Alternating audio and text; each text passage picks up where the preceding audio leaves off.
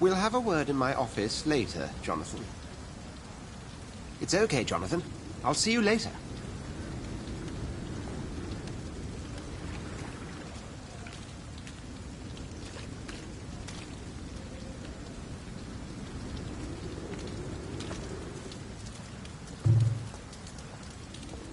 Come on, you bastard! You can do better than that! Now, it's my turn!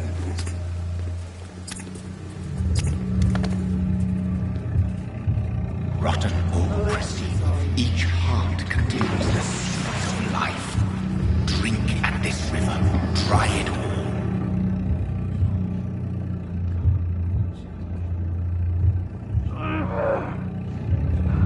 Bastard, give me a good Oh, come on, you bastard! I won't bite. Sir, please. You've lost too much blood. Calm yourself. You think I didn't notice? Stop your staring and get me to an hospital, you arse!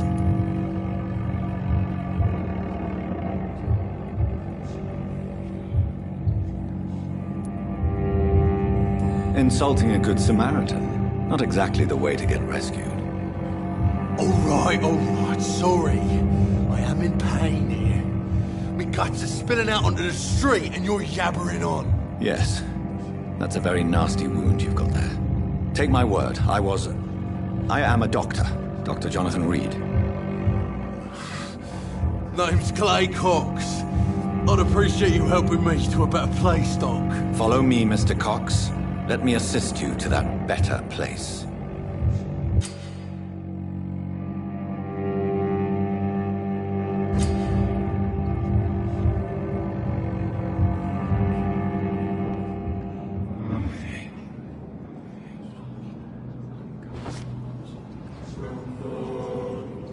Bring this fading light into the shadows. Dance with him the dance of life and death.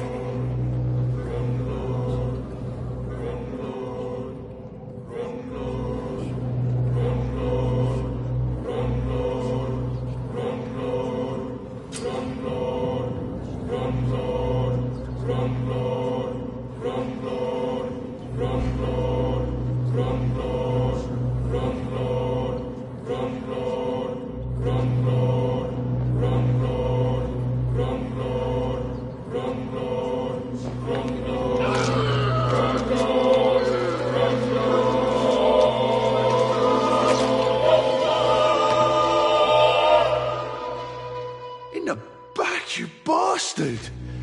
Didn't have the guts to fight me. Fuck you. I'll kill you. I'll kill you.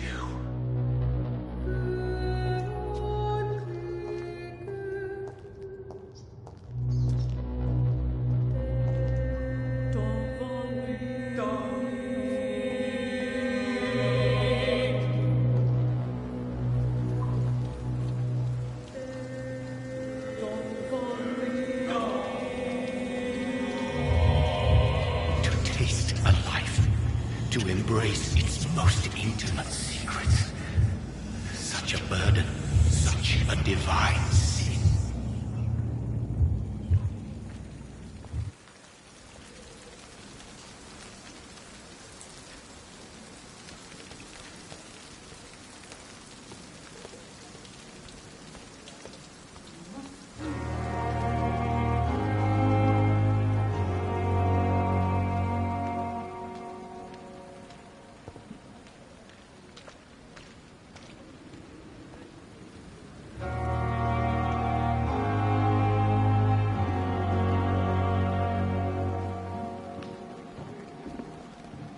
Pembroke is still standing after this epidemic. There's good reason to be found. Good evening, nurse. I'm Dr. Jonathan Reed, the new surgeon here at the Pembroke. Dr. Swansea has already told us about you, sir. I'm Nurse Gwyneth Brannigan. Welcome to the Pembroke Hospital. Did he really? It's a good thing I wasn't hoping to keep a low profile. All members of staff have already read about your new blood transfusion technique. Dr. Swansea made sure of that. I see. Well, I'm a little surprised, but I suppose I'll just have to deal with this unexpected notoriety. You must know, blood transfusions are Dr. Swansea's primary subject of research. He is convinced it is the future.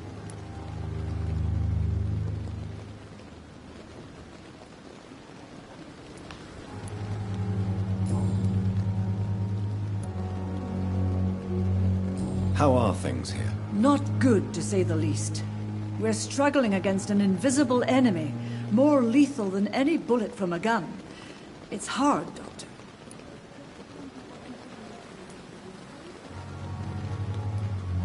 An invisible enemy? Quite a poetic term for a disease, especially from a nurse. Sorry, Doctor. These last few weeks have been exhausting. We could all do with a good night's sleep.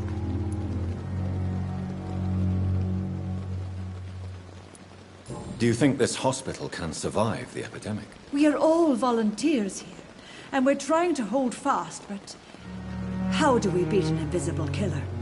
Some nurses have already resigned.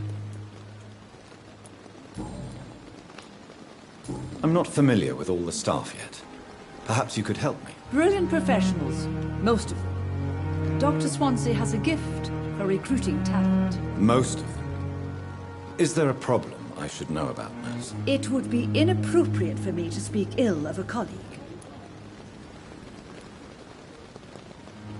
Is there anyone that stands out? Well, I have never met someone as dedicated as Dr. Tippett's.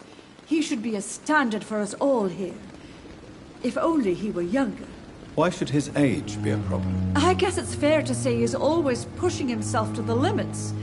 He just doesn't know when to stop and get some rest.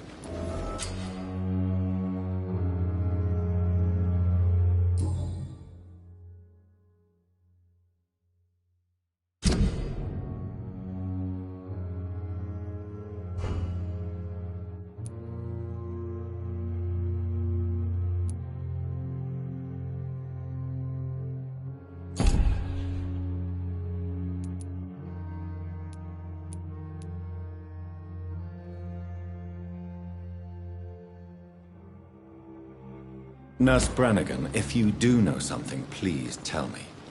Anything you say will be held in confidence. No. I may disagree with some conduct, but in the end, everybody is doing their best.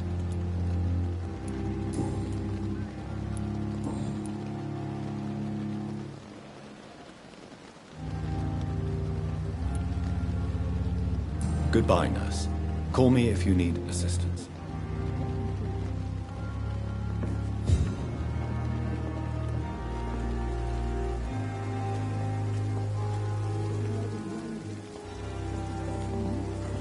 Dr. Swansea asked me to collect it. Hurry up.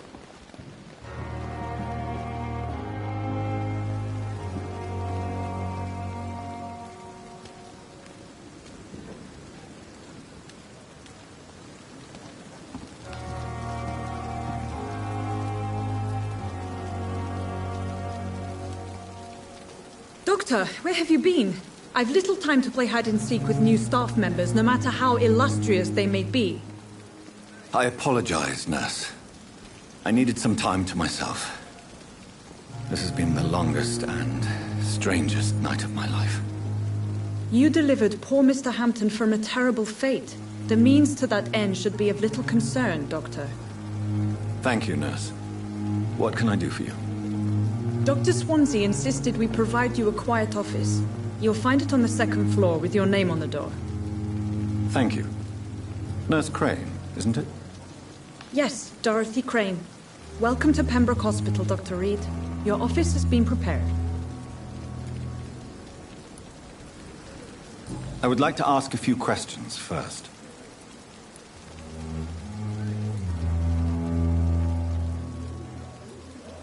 And Mr. Hampton, the patient we brought in, how does he fare? I gave him a sedative to help him sleep.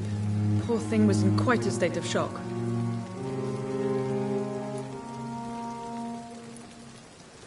What kind of man is Dr. Swansea?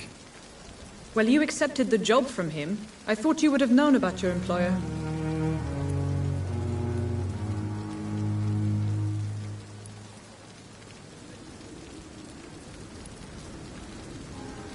It's right to assume Dr. Swansea knows far more about me than I do about him.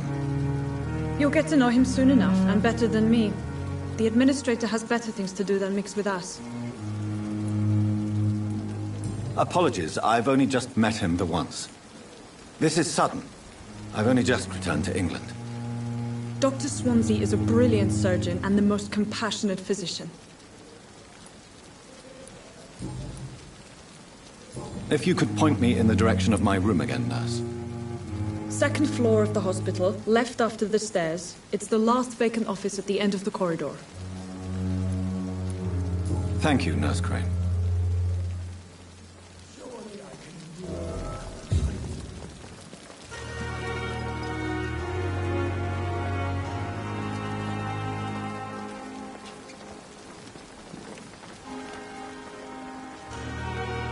Good evening, sir. So it is true. The famous Dr. Reed has joined us. I can't think of any better news during these terrible times. Do we know each other? Actually, yes. We met once before, at the Rockefeller University in New York. Dr. Tippett, yes, I remember. I was assisting Professor Carell in his research about coronary bypasses. He had nothing but praise for you. He was also very confident about your future. And look at you now. Eminent surgeon and blood transfusion specialist.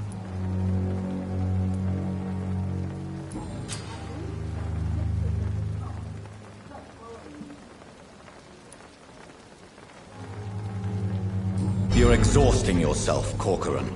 Maybe you should think about preserving your strength. No. We must keep on healing all those poor souls. We are the last rampart before chaos. Once more, unto the breach.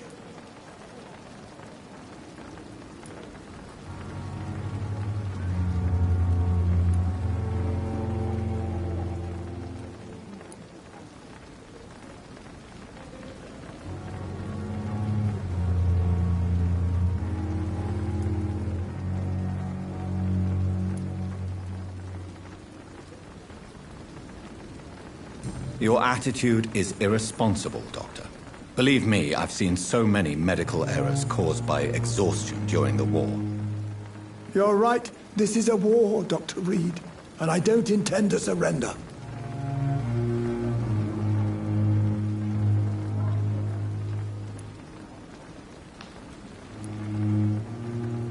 What is the Pembroke Hospital situation? And please, speak freely.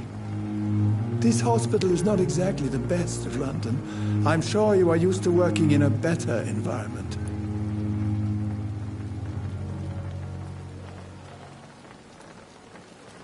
It's not exactly the best situation in London either.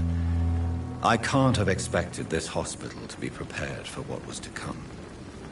Don't be misled by appearances, Dr. Reed. This hospital does not lack talented people. It just lacks hope. What can you tell me about the staff in the hospital? Some are really good, and others are not so good. But during this troubled period, there is no time for slander. I prefer to focus on the positive character traits.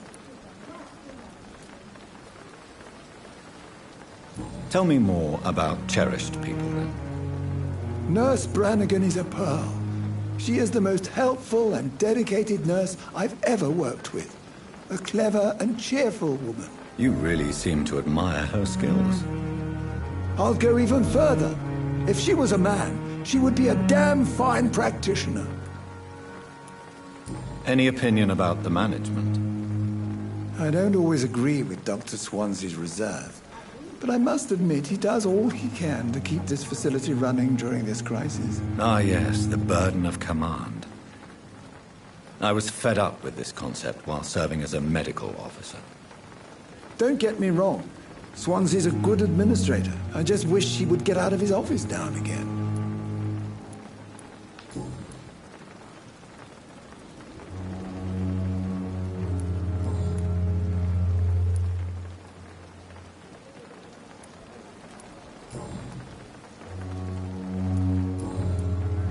Goodbye, Dr. Tippett.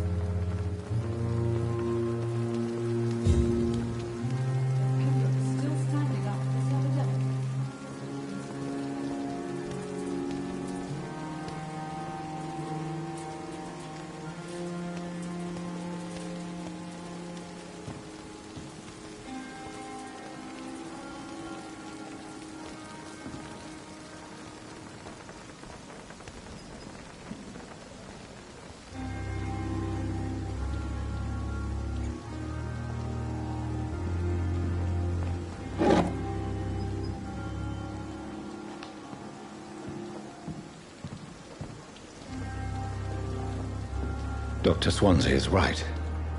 This place seems perfect to conduct my research.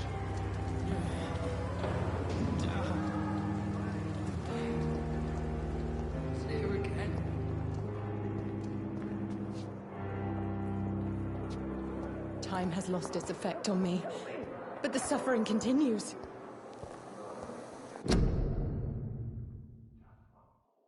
Fear and disgust on every street corner. The daily routine.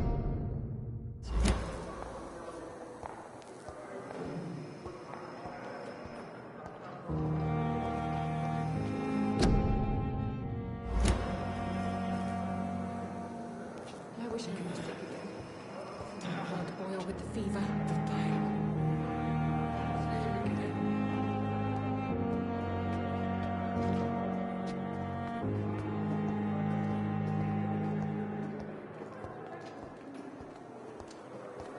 Fear and disgust on every street. Good evening, miss. I'm Dr. Reed, the new surgeon at the Pembroke Hospital. And who are you? Your name has no meaning to me, mortal.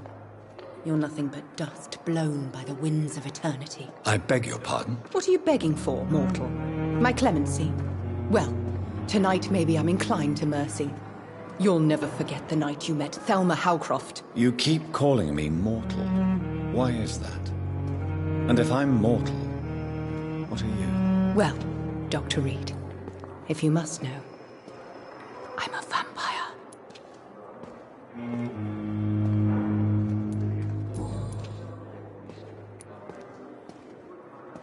And why do you believe you're a vampire? I don't need to believe anything. It is what I am. It is what I feel within this hollow shell of flesh.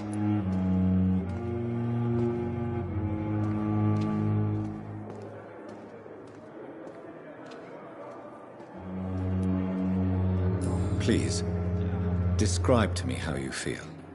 What is it like to be a vampire? I can hear my body crumble from the inside as my flesh cracks and fades. I sense the last pulse of postulant blood within my drying veins. I need new blood. I see. Have you ever heard of Cotard syndrome, Miss Howcroft? Never. It's a mental illness discovered by a French neurologist named Jules Cotard. The affected patients are delusional.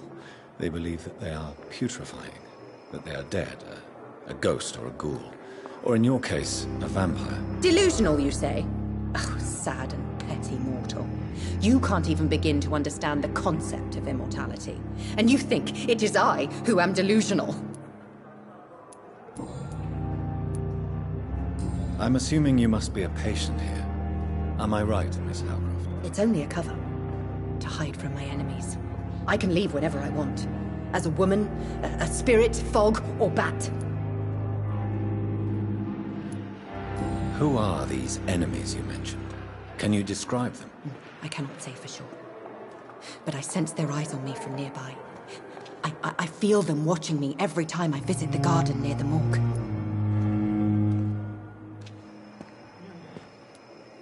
The staff here are not your enemy.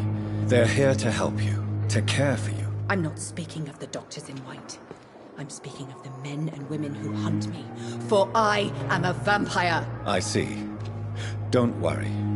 These people will not find you here. I'll personally make sure they leave you alone. Thank you, mortal. But do not interfere with them, for you are no match for those that hunt me.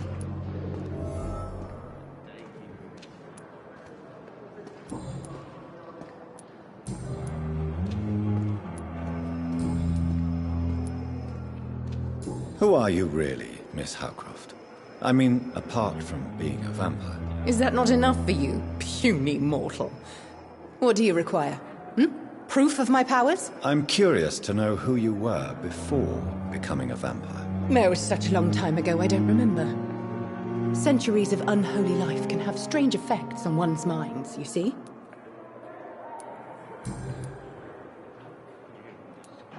I'll leave you, Mistress of the Dark, to your nocturnal activities.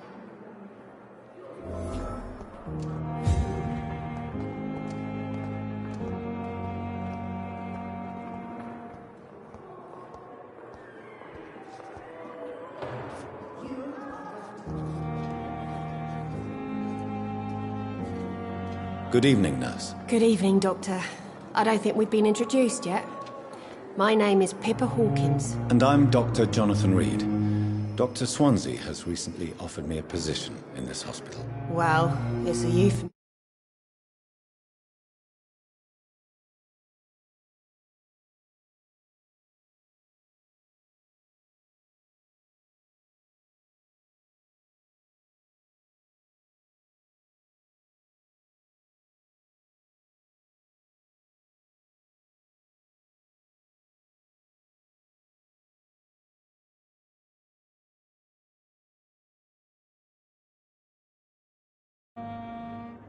That your help will be appreciated, Doctor.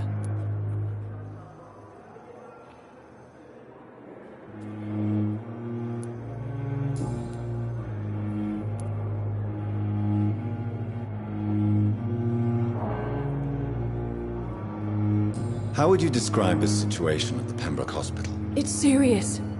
The flu is wreaking havoc amongst the staff and patients. We are running out of everything.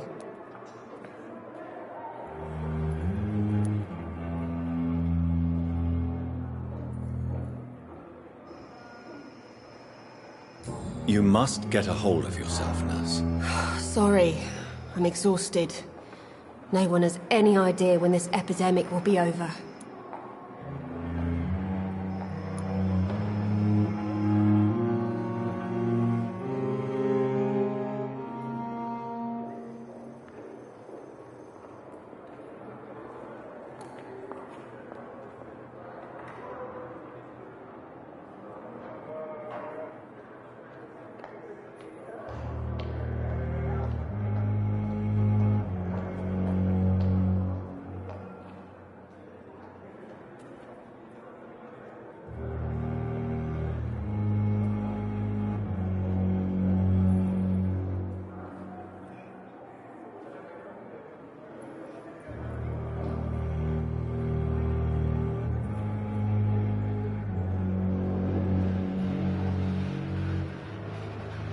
Nurse Hawkins, the Spanish flu won't last forever.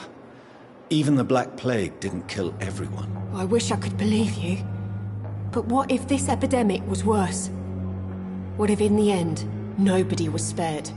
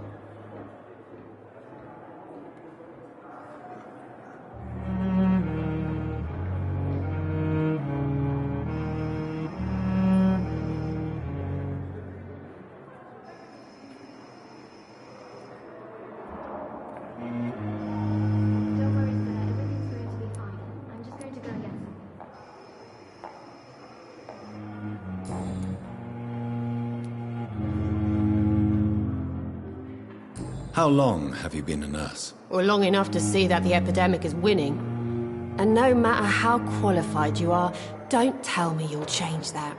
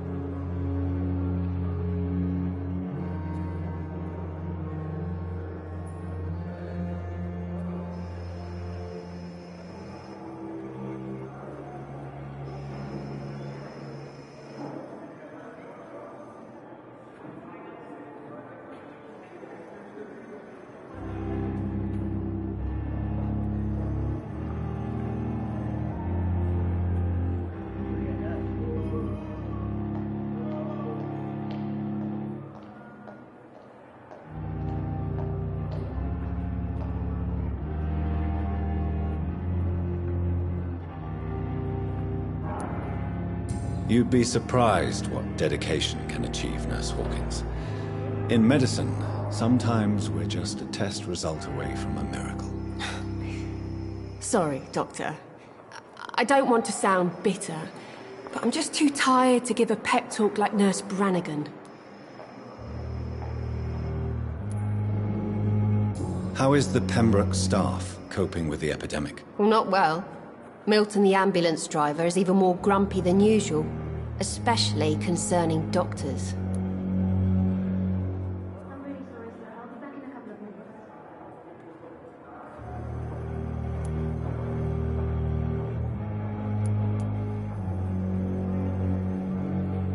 Why is Milton grumpy on a daily basis? Is it just an act? Milton's not the kind of man who's bothered about a bad reputation, whether he deserved it or not.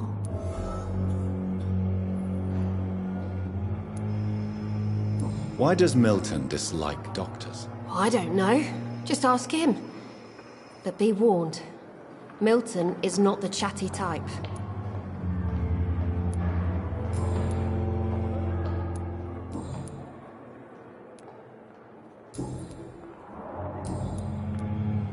Goodbye, Nurse Hawkins.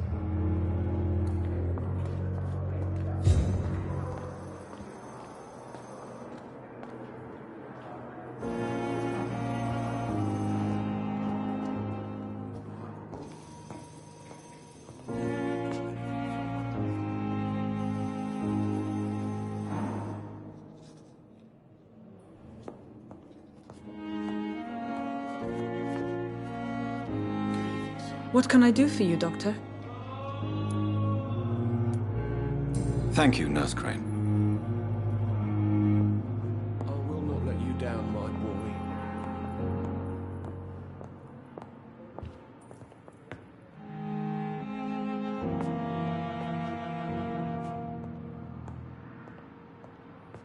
You always knew the words. Good evening, madam. Can I help you? It's my son who needs you, sir. I'm Dr. Jonathan Reed. How can I help your son? I'm Beatrice Goswick, mother of Mortimer Goswick. Could you check on him, please, Dr. Reed? I've heard much of your talents as a physician.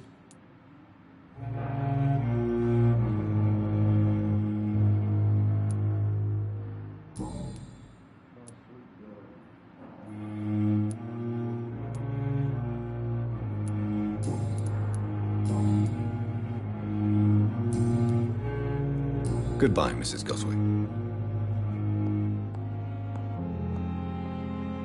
Good evening. I'm Dr. Reed. Can I help at all? No. Really? Why are you here, then? I don't want to talk. My throat hurts too much. I suppose that this pain is the reason you're here. Is someone taking care of you? Yes. And no. Could you at least tell me your name, sir? Mortimer. Mortimer Goswick.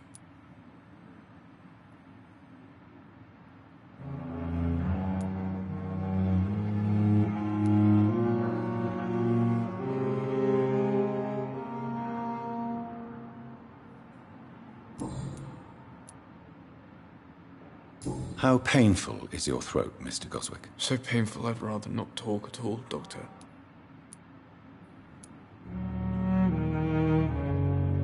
I'm sure you realize a doctor and his patient have to communicate, sir.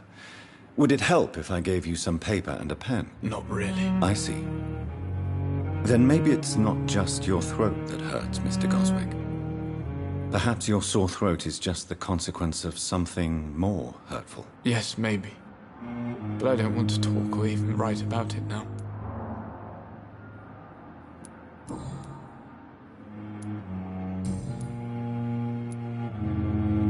Tell me about yourself, Mr. Goswick. I don't want to talk, Doctor.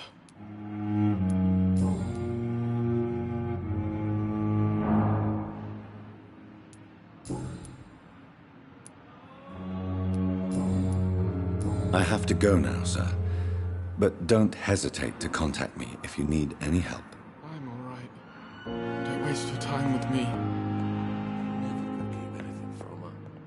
Good evening, Doctor. How is my son doing?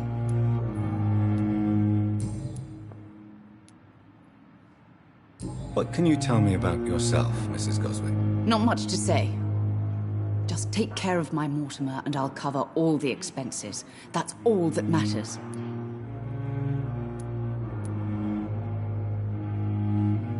May I ask if you have an occupation, Mrs. Goswick? I'm a teacher by profession. I teach young women who are more ambitious about their futures than their families.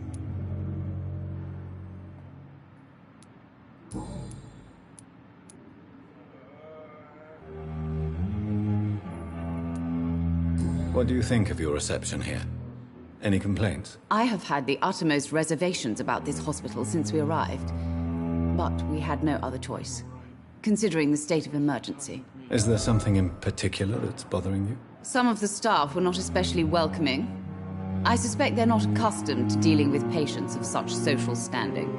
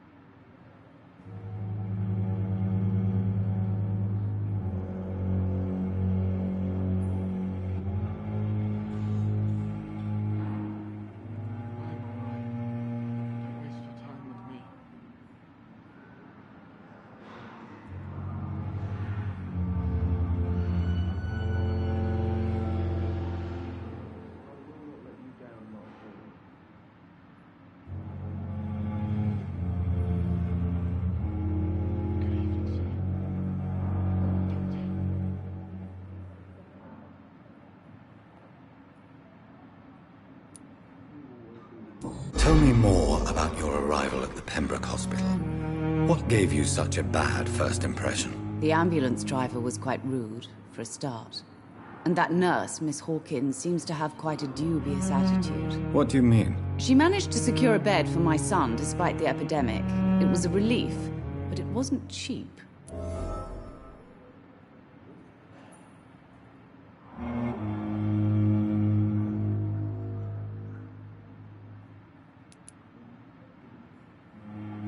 She charged you for a bed? Yes, and I paid without question, considering the urgency of the situation. I share your concern, Mrs. Goswick. Be sure that I'll talk to the people involved. I don't expect compensation, Dr. Reed. But I'm aware such behavior would not be tolerated in other hospitals.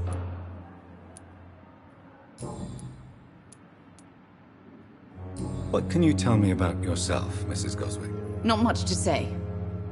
Just take care of my Mortimer and I'll cover all the expenses. That's all that matters.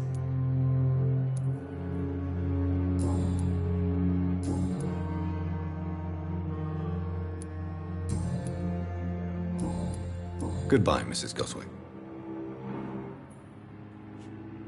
I'm all right. Don't waste your time with me.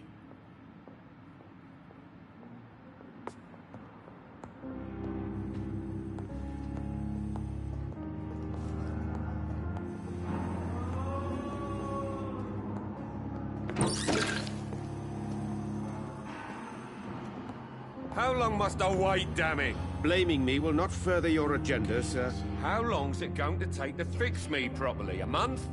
A year? You have the right to disapprove of our methods, and you will kindly apologize when you're feeling better.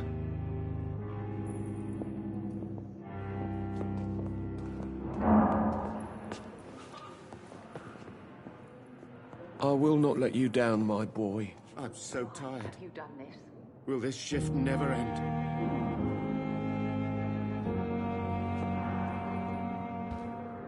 You can speak to me. I don't want to speak. Good evening, Doctor. I believe we're going to be working together. Dr. Reed, Dr. Swansea informed us of your arrival, but I could not dare to believe we'd have such good fortune.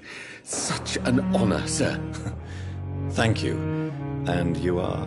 I am Thoreau Strickland, Dr. Thoreau Strickland. I'm a great admirer of your work, Dr. Reed.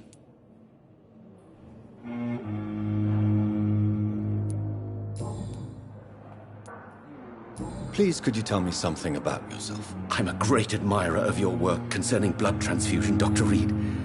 I run my own experiments. I'm convinced it's the future.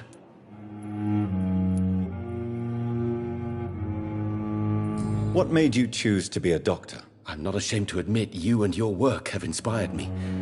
I am honored to have the opportunity to work by your side.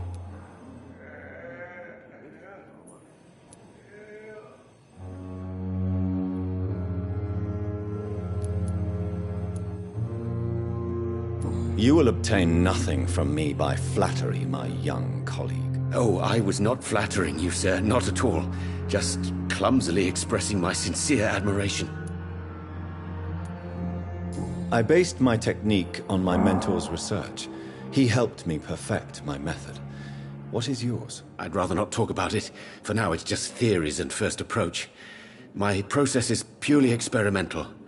And unsuccessful. As long as you're cautious and methodical, you may remain empty-handed, but you won't fail. You're not the first one to warn me, but I am convinced knowledge is the main weapon against the ravages of this epidemic.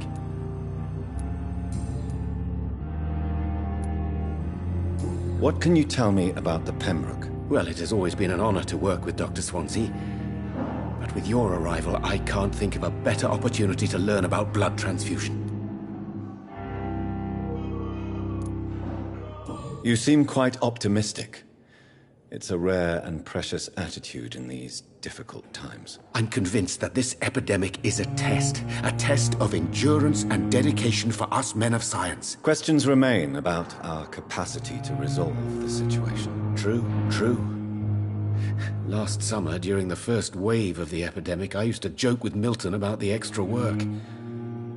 We're not smiling now. Do you need help with anything in particular? Well, yes, maybe. I'm waiting for a batch of products I ordered for my personal research, yet my supplier seems to have vanished. Do you want me to play the errand boy for you? Oh no, Dr. Reed. But if you went personally to his shop, what with your reputation and all, he wouldn't dare to refuse the products I need. I see. Well, give me the address, for I may pass by if I have time.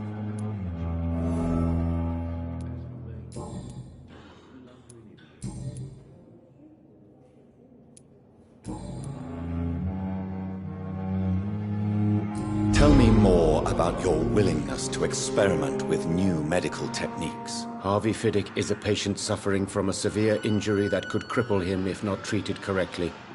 I'm convinced your blood transfusion technique could help him. What is it you really want? To save him, or to prove your point? Fair question. I want nothing but to save my patient, Dr. Reed. Especially since I know Mr. Fiddick's story.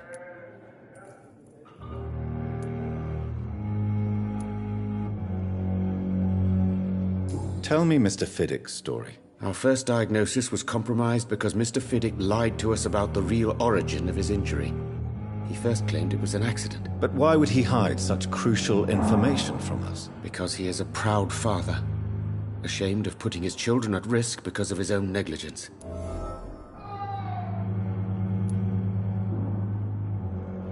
This personal involvement could also appear to be a lack of impartiality.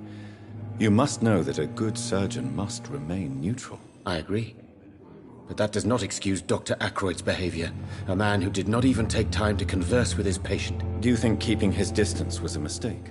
All I know is that I'm taking care of human beings with desires, hopes, and fears. Not some biological machine comprised of blood, bones, and flesh.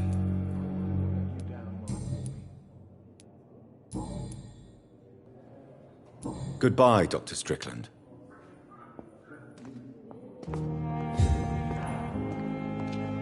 My sweet girl. Reads me like a book. Good evening, sir. I'm Dr. Reed. May I help you? I don't know if a third opinion is needed. Your colleagues are already arguing about my condition. I see. Would you mind telling me more about your situation? I'm Harvey Fiddick. All I want is to get me bloody arm fixed properly.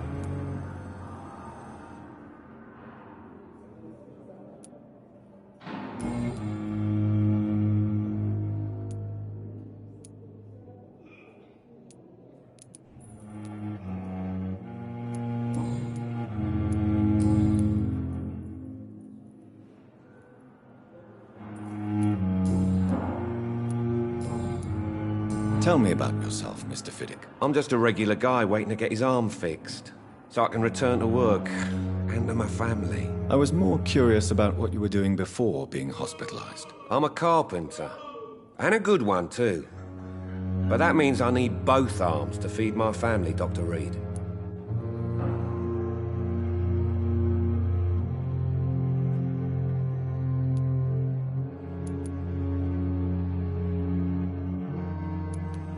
Are you satisfied with your treatment here? Well, it's clear that I've chosen a bad time to be injured. Forgive my bluntness, but you seem overwhelmed by cases of the flu. I won't lie to you about it. I'm afraid we are. Are you sure you don't want to operate yourself, Dr. Reed? I have the feeling you're very capable, and your colleagues seem to think so too. In other circumstances, you would be right. But for now, I don't think I can take on the responsibility. My apologies. Tell me about the doctors who are arguing about your case. Strickland and Aykroyd. They both want the best for me, but there's a lot of pride there. Doctors are no different from carpenters, it seems. What do you mean? I often had professional arguments with rivals on a building site. Difference is, I disagreed about wooden nails, not flesh and bones.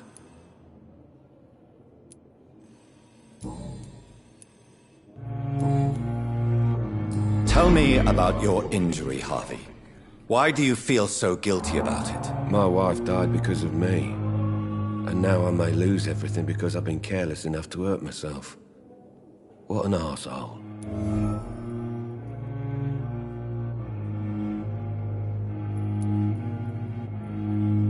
How could your job be responsible for your wife's death? I was working a double. She went out to bring me a hot meal and got caught in a German bomb raid.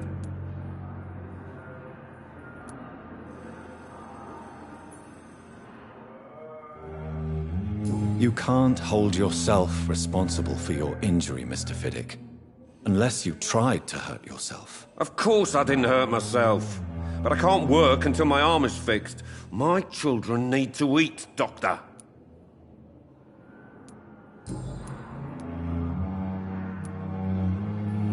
Tell me more about the death of your wife, Harvey. 1915.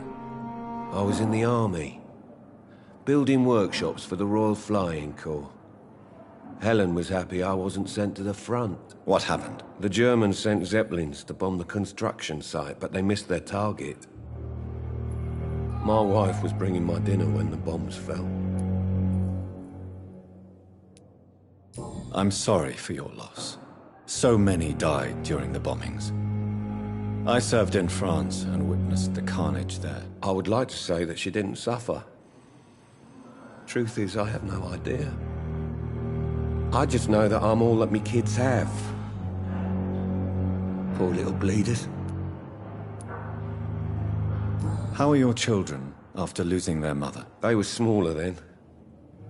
The only good thing about this is my Helen didn't bring them with her that night.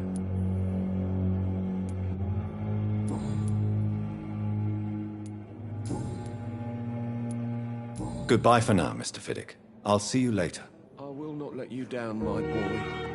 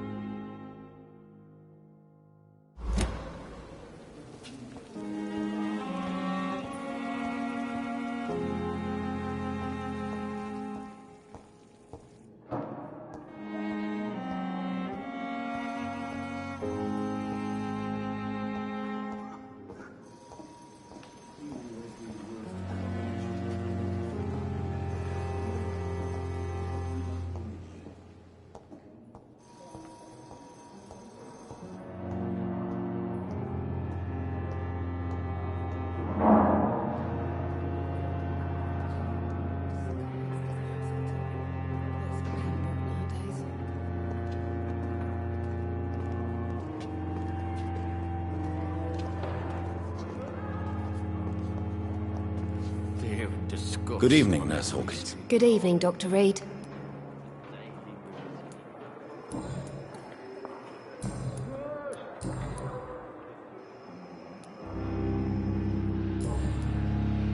Goodbye, Nurse Hawkins.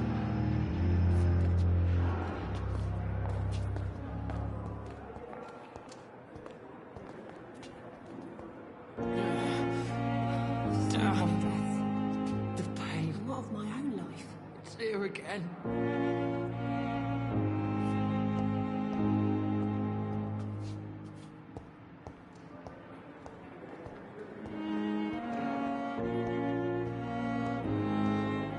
Fear and disgust on A every giant street morgue corner. disguised as a hospital. The daily Lots of routine. patients nowadays.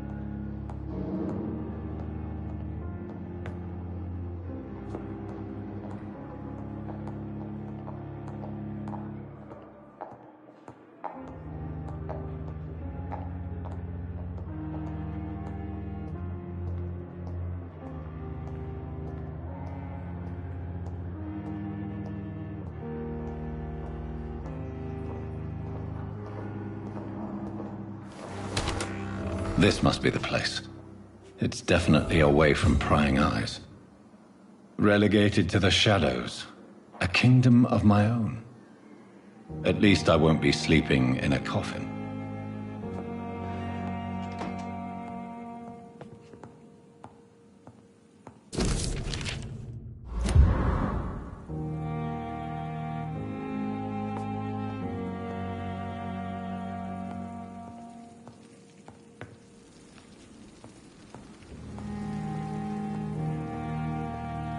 The flower's dying. It needs water.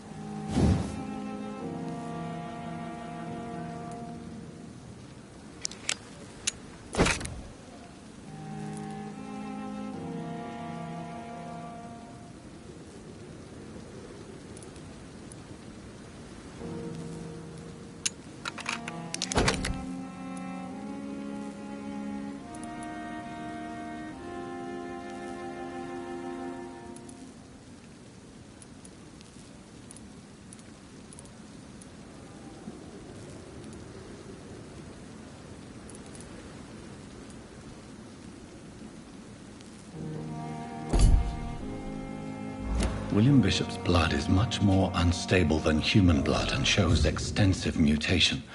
But this is not what happened to me. I must keep on searching. The sun is about to rise. I can feel it. I'll continue tomorrow night. I have so much time now.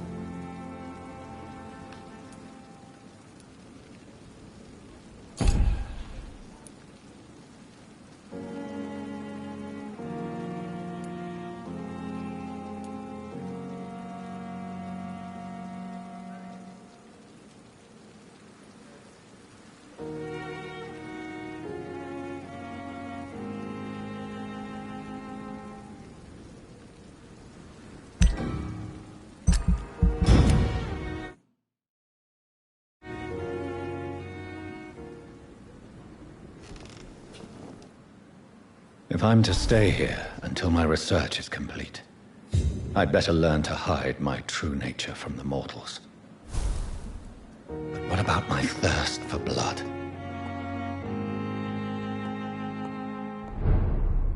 Come on, I don't have all night.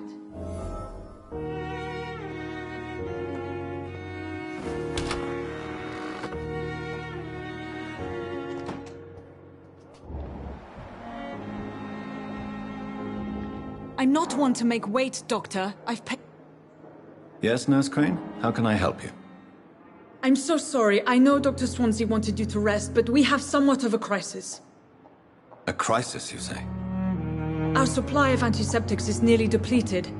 I was hoping there was another box up here, but...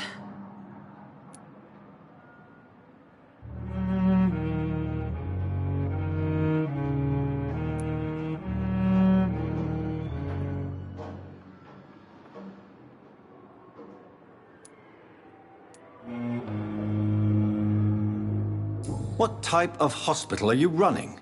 No antiseptics? You have been away too long, Doctor. With the war and now this epidemic, supplies have been running scarce for months now. I may have a solution. In France, during the war, drugs shortage was a daily problem, and we had to use our wits to overcome the shortages.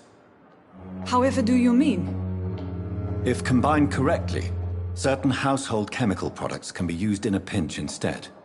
Now, where's the hospital storeroom? The storeroom? Fat chance. This is the Pembroke, and space is luxury we don't have. Everything used to be stored in the old morgue. Perhaps I should look there first. Where is this morgue? It's the large building behind the hospital. You'll need to go in the back door because it's been sealed off for sanitary reasons. Take this key. It opens a small back entrance at the end of a narrow street. The abandoned morgue behind the hospital. A small door at the end of a narrow street. On my way, then. Thank you, nurse.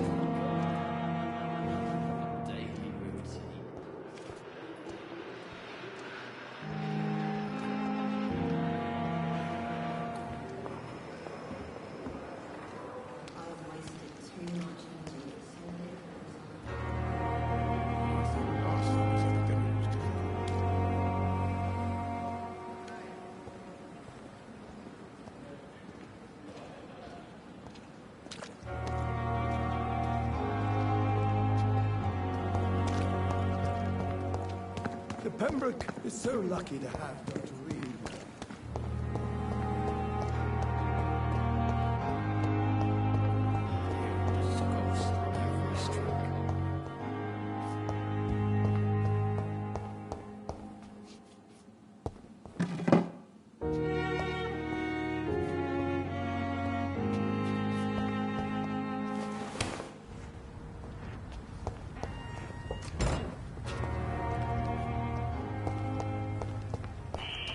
Scowl voices in the garden. I should investigate. If they were to find somebody...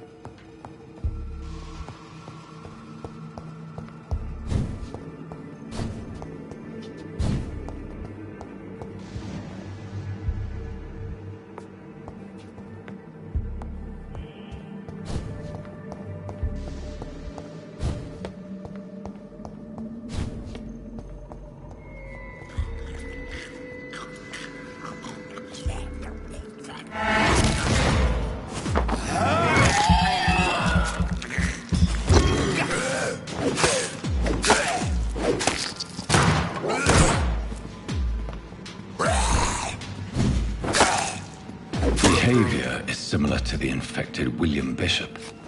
Must be the same strain. This sickness moves faster than influenza.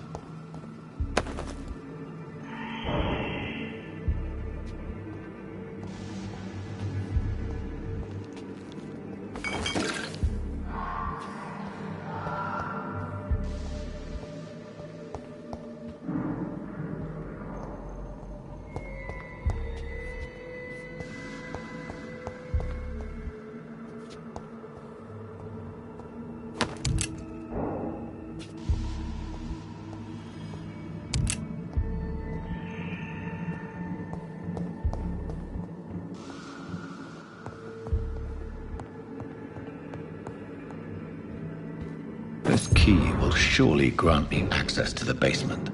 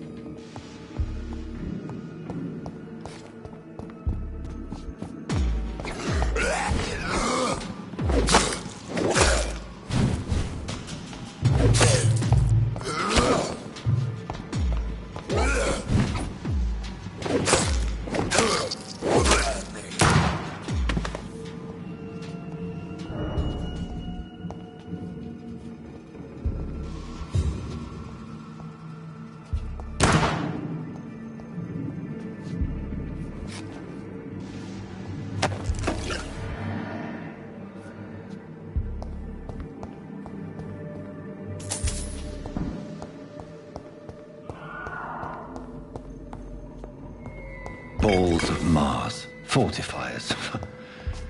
As popular as they are ineffective. But they do contain iron tartrate, and that might prove itself useful.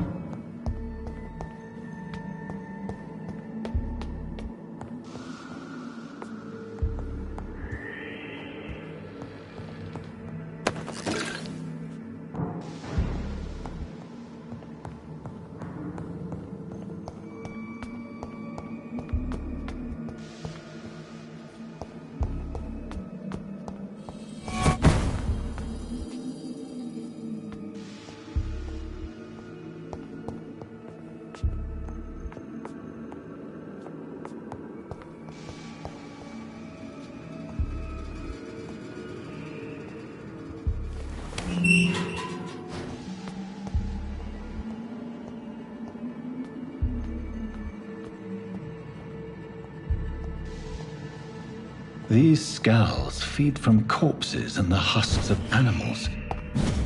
They're not after blood.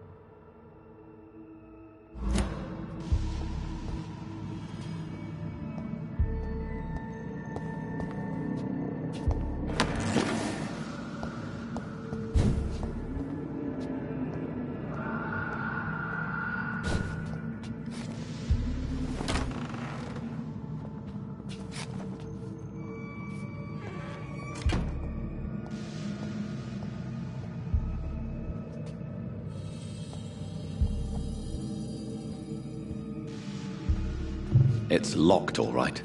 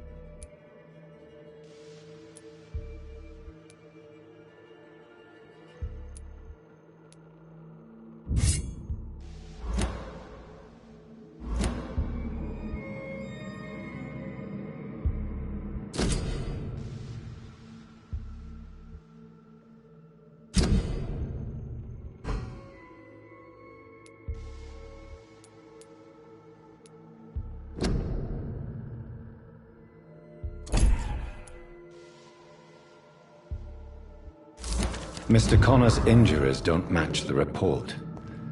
I'd better look into this.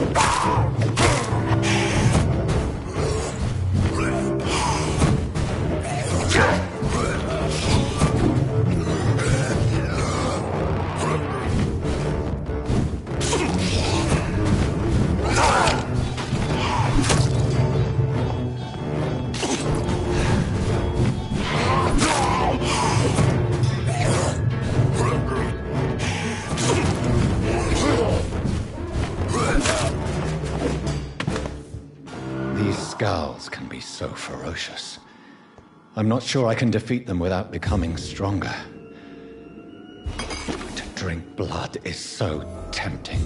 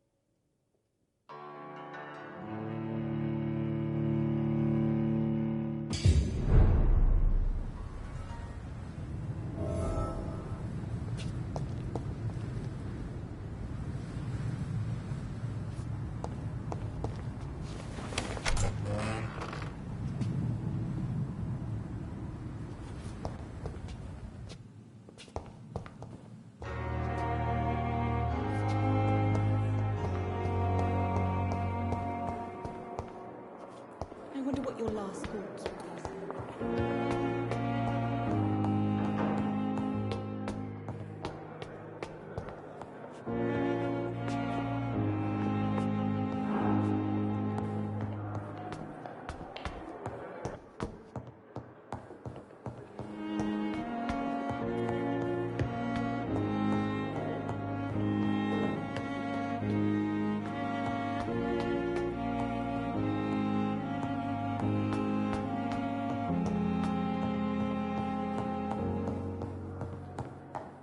It's locked, all right.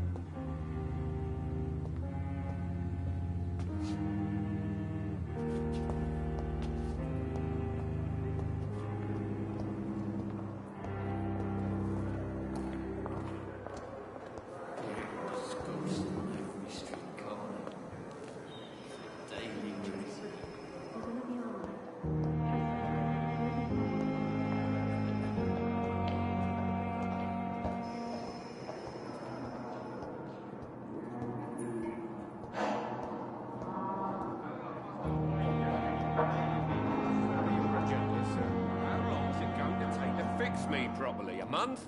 A year? You have the right to disapprove of our methods, and you will kindly apologize when you're feeling better.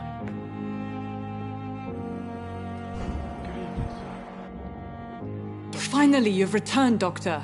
Did you find anything of value? Yes, nurse. You've worked your first miracle, Doctor. Now, this patient here needs immediate treatment. Duty calls. When the storm has passed, I'll show you how to mix the remedy yourself with the same basic ingredients. Many thanks, Doctor. When you've finished, you ought to report to Dr. Swansea in his office. He's been looking for you. Seemed pressing.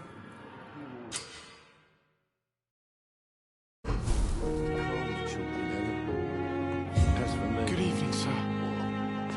Doctor. Good evening, Mr. Goswick.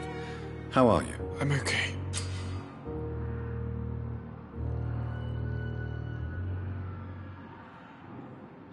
Do you need any help? I'm afraid I may, sir. I don't mean to be a burden. You are not a burden, sir. Healing you is my responsibility. And you have my gratitude for that.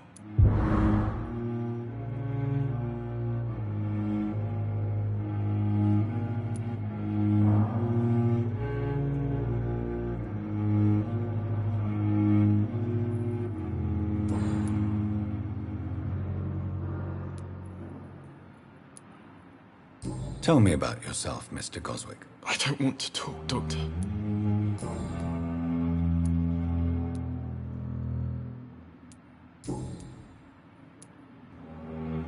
Why did your mother have you hospitalized here? She seems convinced this is a bad hospital. My mother just wants the best for me. She won't rest while I'm here. She'd go all the way to hell and back to help me.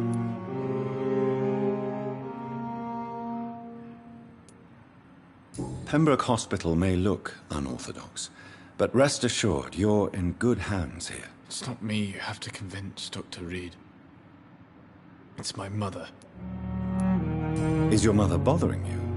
As your doctor, I can ask her to leave you alone if you would prefer. That's tempting, Doctor. But you have no idea what my mother is capable of. She would tie herself to my bed if you asked her to leave.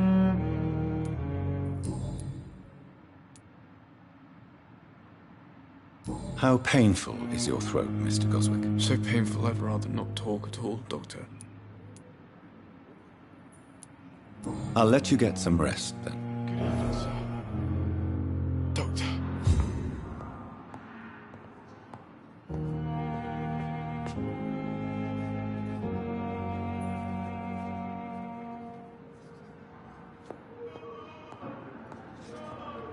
I will not let you down, my boy.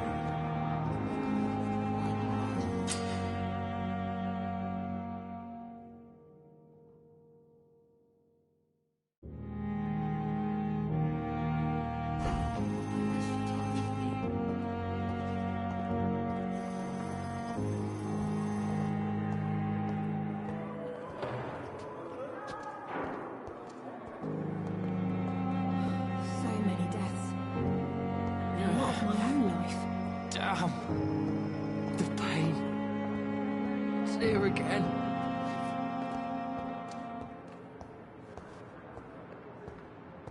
It's locked. So many deaths. Fear and Good evening, disgust Nurse Hawkins. on every Good evening, Dr. Reed. daily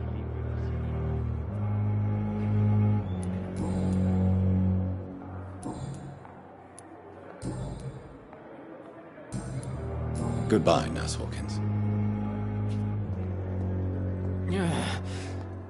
Damn. The pain. It's here again.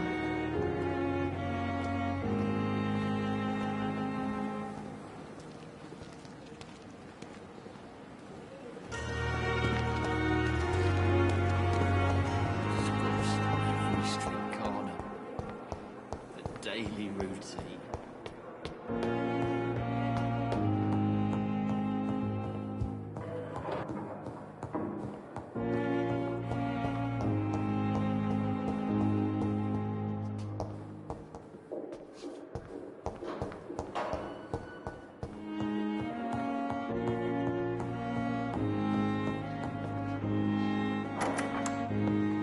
Please, Jonathan, come in. Fascinating, is it not? In the last decade, so many mysteries have been brought to light with our microscopes. The human body, biology's penultimate frontier. The more we explore its boundaries, the less we're able to trace a clear line between life and death. You, my friend, have a foot in both countries. The view must be vertiginous. It's at least as vertiginous as chatting about vampires with you, I would say. This must be all so new to you. This area of town, the hospital, a brand new life. How stimulating it must be. I wish I could share your enthusiasm, Dr. Swansea, but my condition defies scientific categorization. Undead? Unalive? Immortality defies logic. I cannot express my thrill at this serendipitous turn of events. The world's most eminent specialist in blood transfusions, a vampire. One might say a gift from heaven.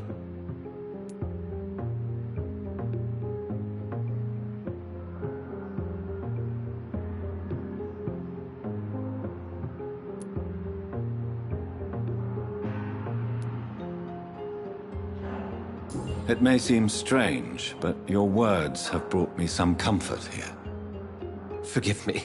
I've been an admirer of your work for a long time, and now you are so much more than a brilliant physician. And please, call me Edgar.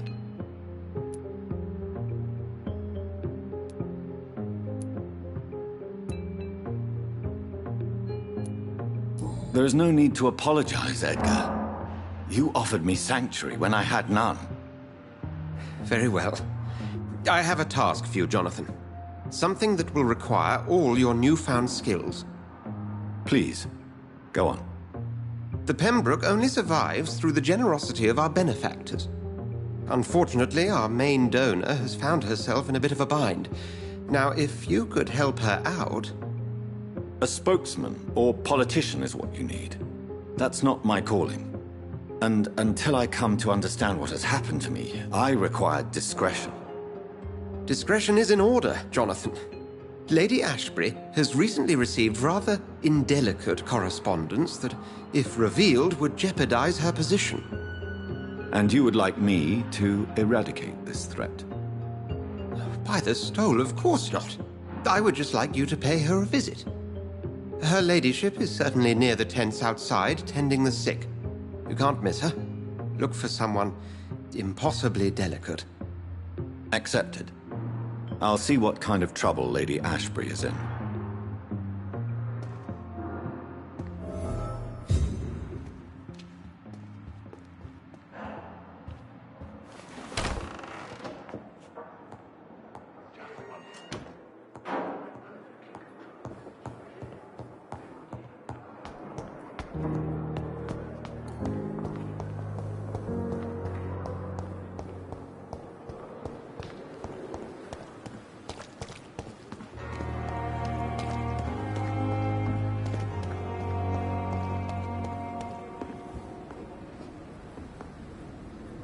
The flu took my dear wife, Emily. I take comfort knowing we'll soon be together again. Mr. Rainfield, that's no way to talk. You're in good hands here, and we'll be up again soon enough.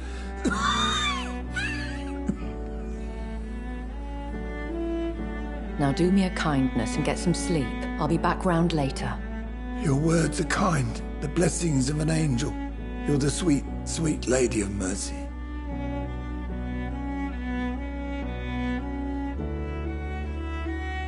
Good evening, Dr. Reed. It's a pleasure to see you again. You seem surprised. Dr. Swansea has brought me up to speed concerning your recent appointment to Pembroke Hospital. You're a the lady who saved me that night, before vanishing into thin air. I remember you from the pub with Dr. Swansea. Indeed. Allow me to introduce myself formally this time. My name is Lady Ashbury. I remember you well, in spite of the brevity of our encounter.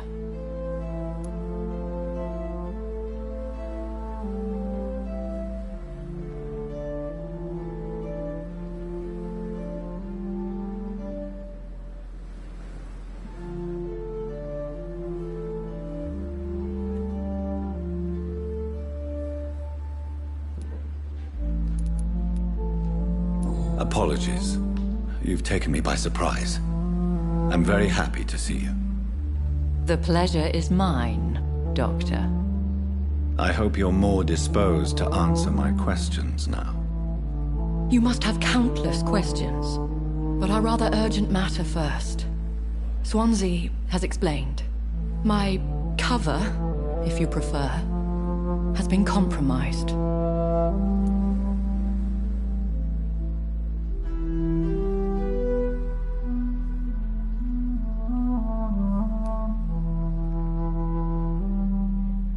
Dr. Swansea has commissioned me to be your agent in this matter. You could start by explaining what's amiss. These past insufferable weeks, I've been the victim of extortion. I've made a first payment, but the blackmailer grows greedy. I must refuse his most recent demands.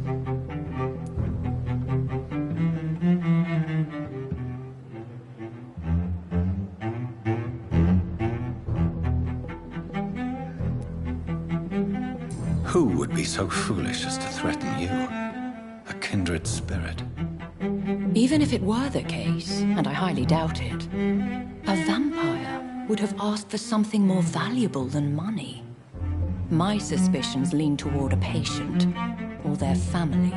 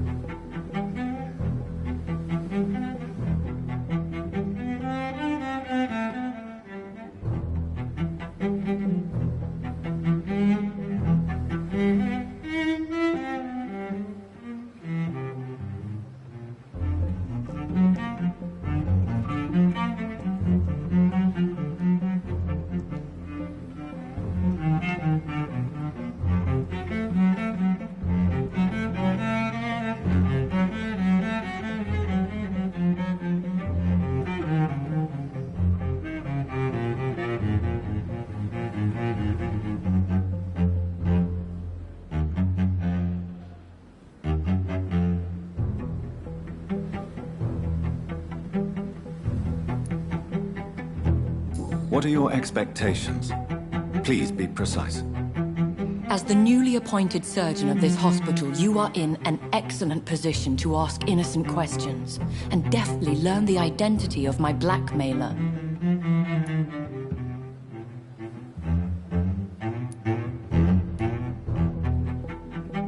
Please continue. Every detail is essential. I'm your man. My embarrassment in this matter is eclipsed only by my shame at having put the hospital at risk. The threat from our anonymous scoundrel is clear. A list of dates. My visits coinciding with the dates of suspicious patient deaths due to massive blood loss.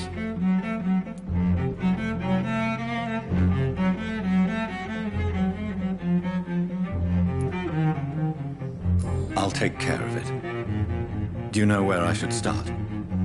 If that was the case, I'd settle the matter myself. You could talk to our local gossip, Harriet Jones. Not a pin drops here without her hearing about it. I'll meet that woman now. My life, as others know, is in your hands, Dr. Reed. I'm sure of your discretion, but I do fear your powers of persuasion will be put to the test. When this is resolved, I'll be your obligé. I'll answer all questions in regards of your condition.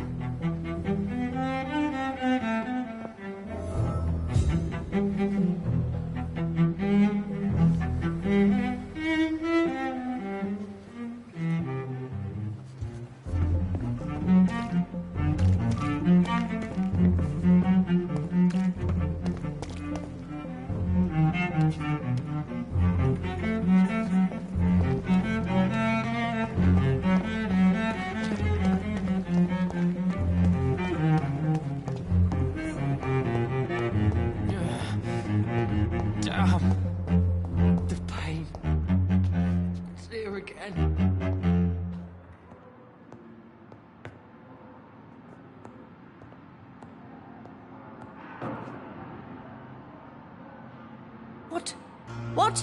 What is this? Who are you? Get out of my room. There's no need for alarm, madam. I'm Dr. Reed, the new surgeon. Preposterous. Dr. Reed, you say?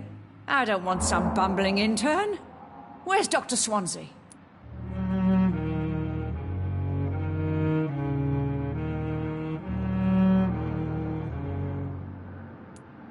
Please, calm down, madam. I assure you that I am highly qualified. I'm just back from war duty. How brave. Threatening an old defenseless woman. You know how long I've been a patient here?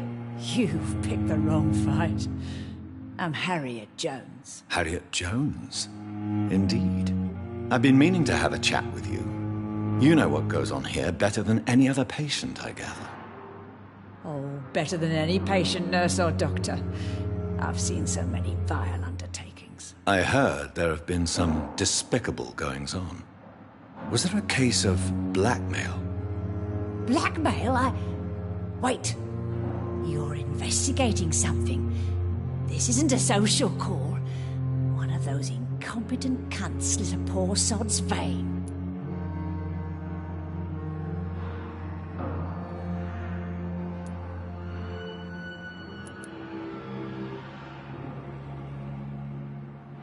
I assure you, madam, this is not an investigation into a possible medical error. Debauchery, then? Nurses Crane, Hawkins, Brannigans, whores, all of them. They can't keep their legs shut. I've seen them scratching slutty sores. Really? Well, if you have irrefutable proof, I'll not have the staff behaving in such a manner here. This is your business, Doctor, not mine. But I swear one of the nurses is cavorting with some man on hospital hours. Thank you for your time, Miss Jones. You've given me something to go on. See you on the next round.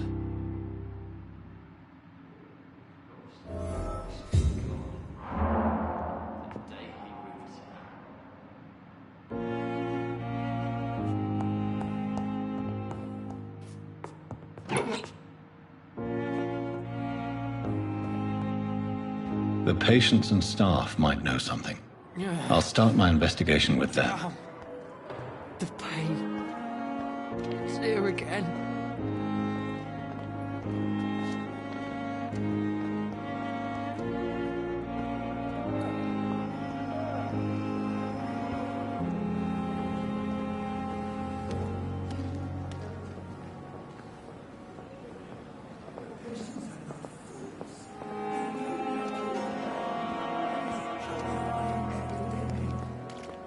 And I thought last summer's epidemic was difficult.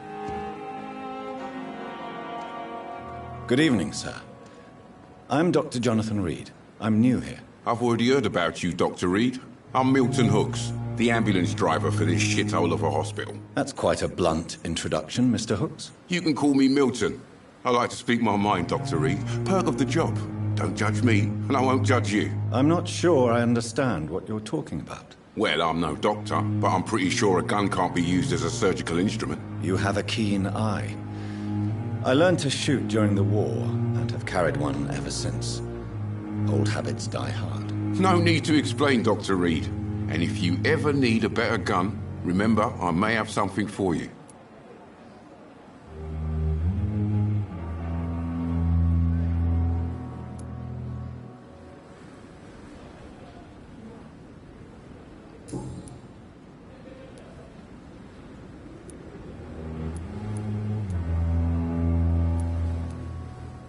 How is the situation around here? You want to hear the situation is all right? It's fucking awful. We lack everything, and it's getting worse every day. So what do you do exactly in this hospital? Apart from smuggling guns, I mean. I've been an ambulance driver since... too long, I guess. I bring sick people here night and day. It's a dirty job, but I get it done. Most of the time. Since you're on the front line, how is the sanitary situation in this vicinity? It's a complete disaster. It's even getting dangerous to enter some streets or buildings. Even the locals attack you. It sounds like things have been a bit rough recently. What's happened? Yesterday I got attacked by the patient I was bringing here. I escaped through the hospital's garden, but I lost my wallet when I was running. You left an infected patient outside the hospital? That's incredibly dangerous. Go there yourself if you want, but be careful, Doctor. I'd rather not bring your dead body back.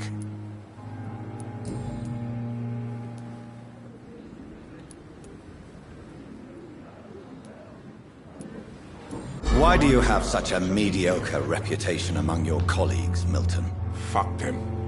Nobody knows the horrors I've seen since working here. This city was sick long before the epidemic, Dr. Reed. I know it's a difficult task, but correct me if I'm wrong. Is this not the job you are paid to do? I've seen babies left to die while their brothers were properly fed. Girls and boys sold to all manner of perverts. I'm sorry, I don't know what to say. Yeah, exactly. We lack words. So excuse me if I don't look on the bright side of life.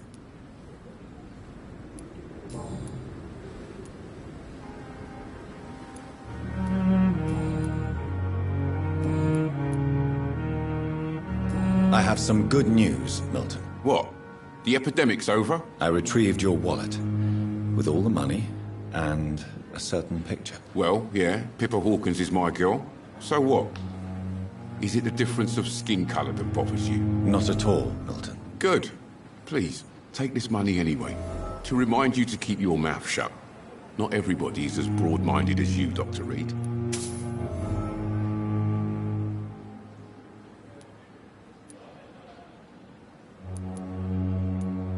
I'd like to see your goods. Wise choice, Dr. Reed. A reliable gun is what everybody needs these days.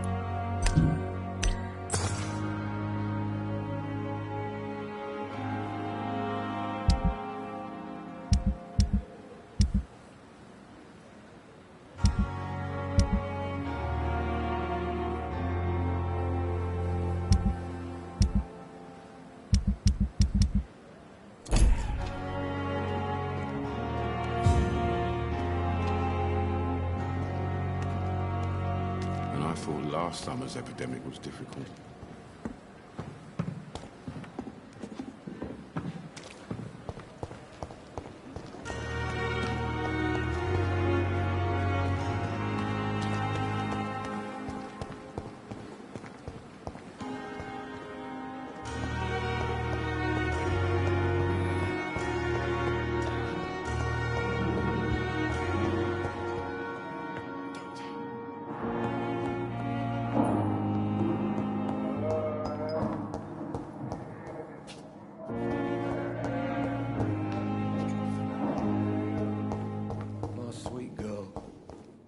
Reads me like a book.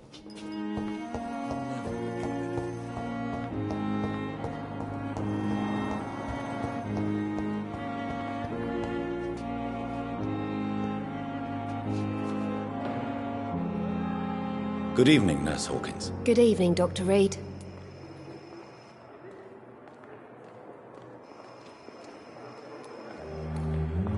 What can you tell me about the strange man visiting one of the nurses during her shift? Let me guess. You spoke with that old shrew, Harriet Jones. Do not pay attention to her, Doctor. She's full of fanciful tales.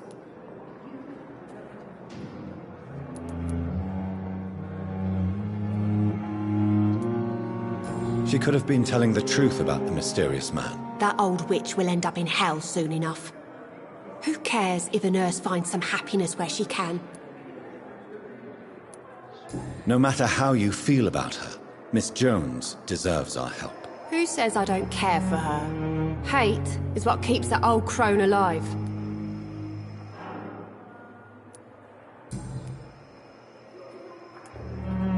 Goodbye, Nurse Hawkins.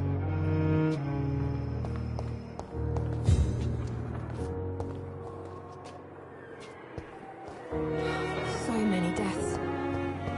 And what of my own life?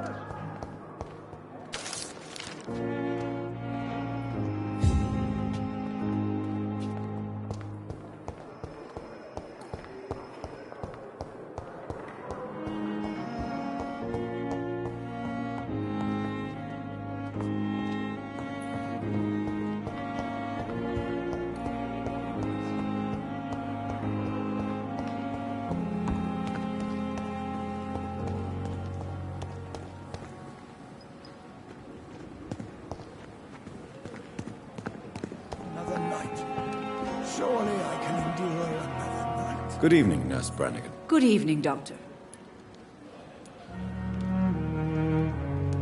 Have you seen a strange man visiting any of the nurses here? I've never heard of such a thing, Doctor.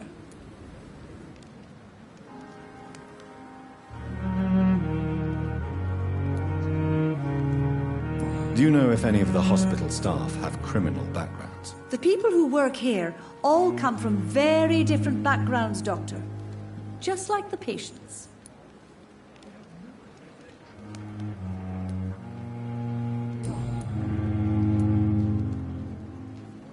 Why does Dr. Tippett claim you're the main reason he keeps working, despite his fatigue? If it wasn't for him, I probably would have left the Pembroke years ago. Dr. Tippett does not think of you as just a nurse anymore, does he? If you're suggesting he's not taking my gender into consideration when it comes to medical practice and knowledge, I really hope he doesn't.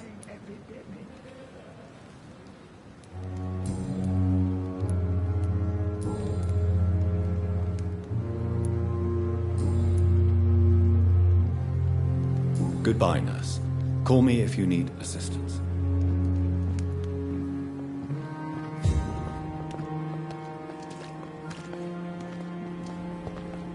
It's safer here than anywhere else in the East End.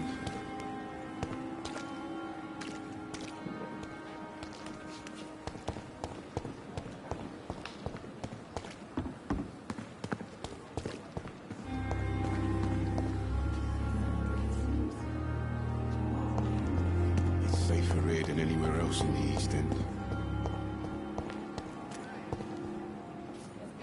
Still standing after this epidemic. Easy to be proud.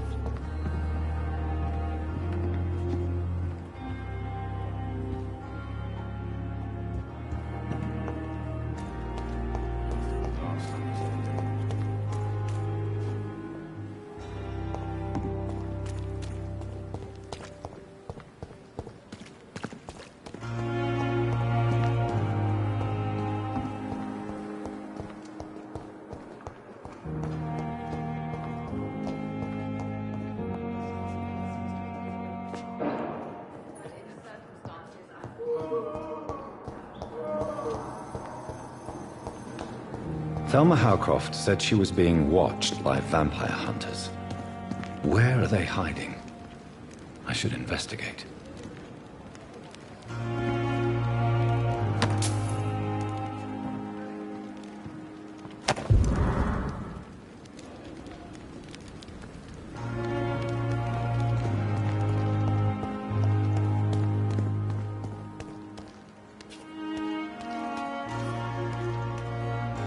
Good evening.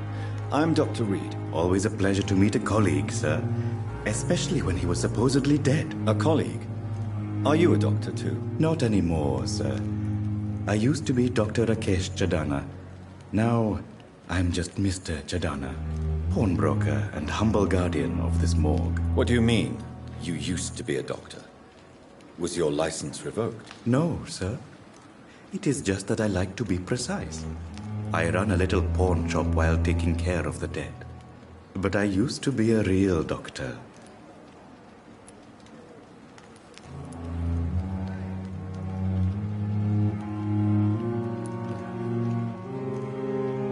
Have you heard of someone blackmailing people in the hospital? Pardon me, sir, but I have no idea what you're talking about.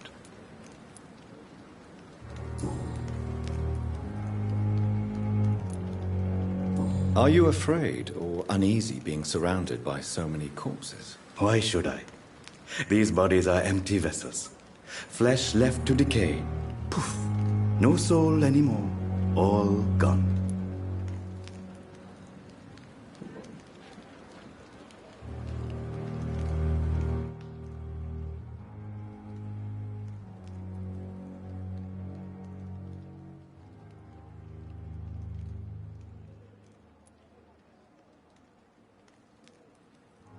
An interesting point of view. And quite an exotic one, too.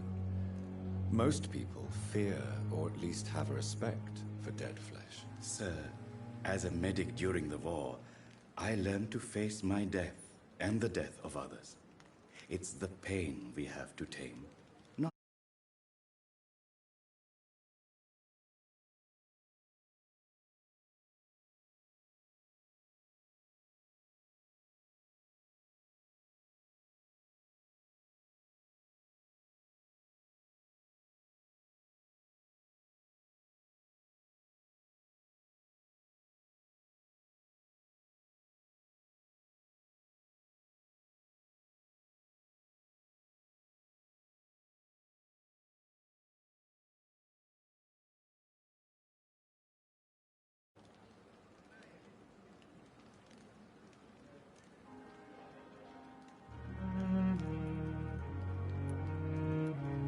How did you get this job? After I left the army, I worked as an undertaker down by the docks.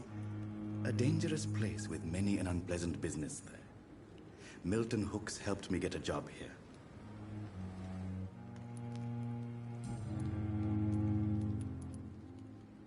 Have we met before? I don't think so, sir. Why? When we first talked, you said you were glad to meet me since I was reported dead. Funny story, sir. Your sister came here a few nights ago. You were missing, and she was looking for your body. She must be very relieved now. Do you work here alone? Yes, very easy work, sir. All I have to do is watch a few bodies. The situation was very different when the main morgue was still open.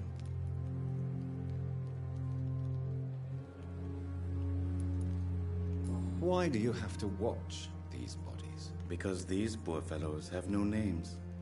We keep them in case someone comes looking for the missing. Sadly, very rarely happens.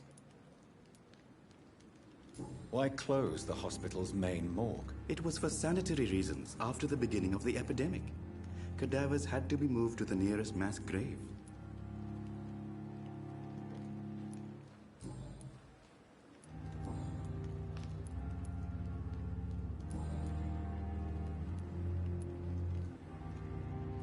Since you're not afraid of dying, do you believe in life after death, Rakesh? No. I believe we must do all the good we can while alive. For our time is short, and the obstacles are endless. Do you think you would enjoy immortality as a concept? I don't think so. Don't mistake me. I love life and I'd like to live a long life. But everything has to decay, sir. Even goodwill.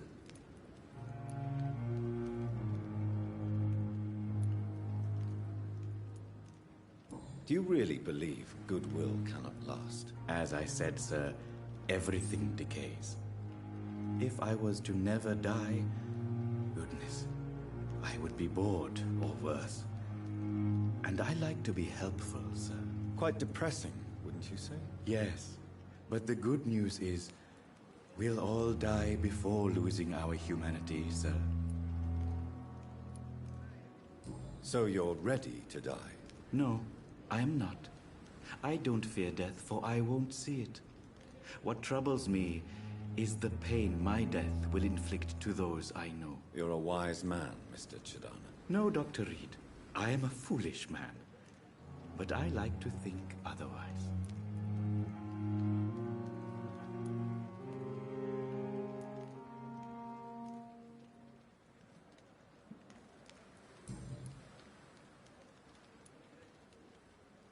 A pawnbroker? I expect you get all types of people here. Yes, sir. All kind of people. For I sell all kind of goods. Who comes here to trade with you? It's very unhygienic, even unsafe. Diseases can spread. For the customers, for the hospital. I'm very cautious, sir. I've been a doctor, remember? And all my clients are good people. In fact, I think I only know good people. What kind of goods? With the quarantine, it's not always easy to buy things. So I trade, I exchange. Some people sell, some others buy. I like to help.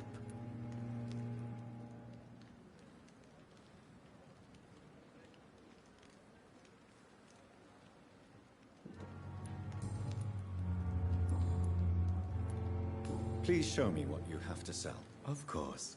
It's just trinkets and curios, really. But I'm sure they can be useful.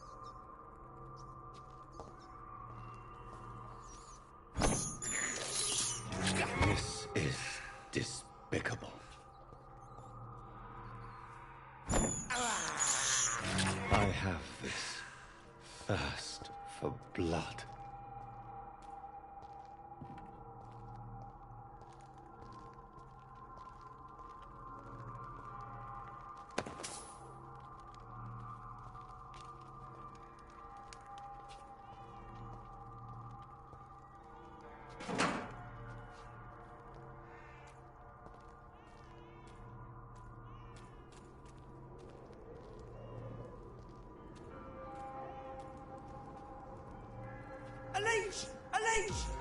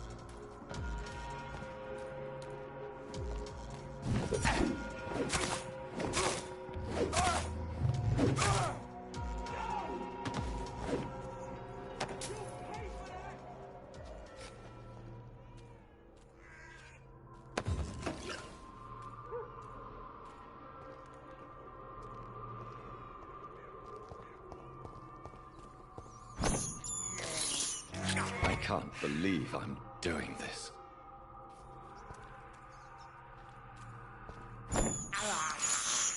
I have this thirst for blood.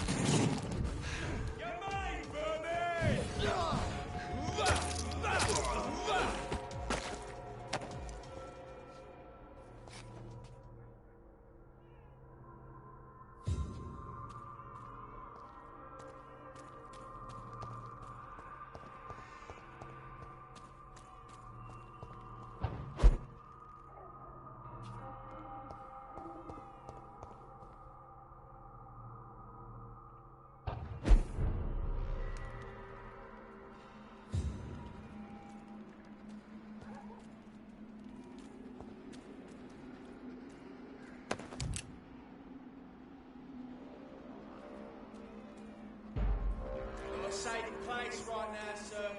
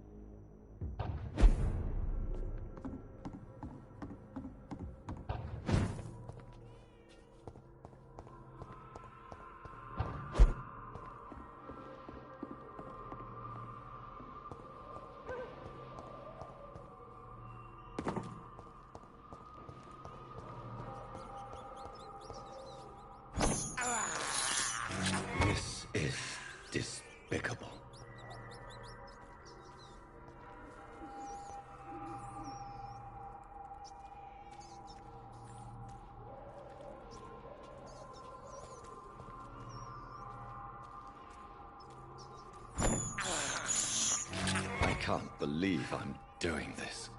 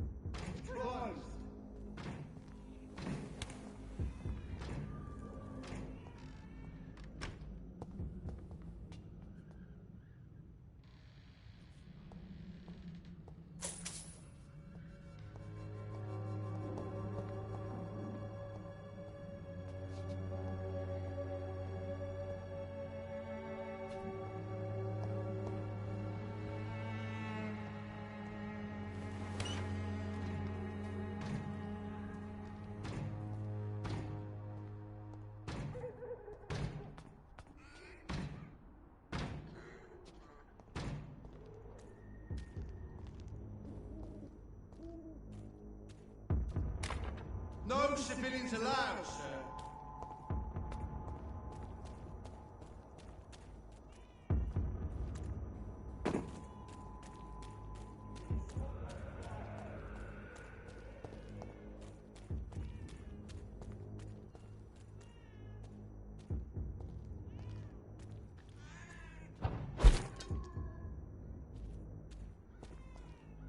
Don't like this silence.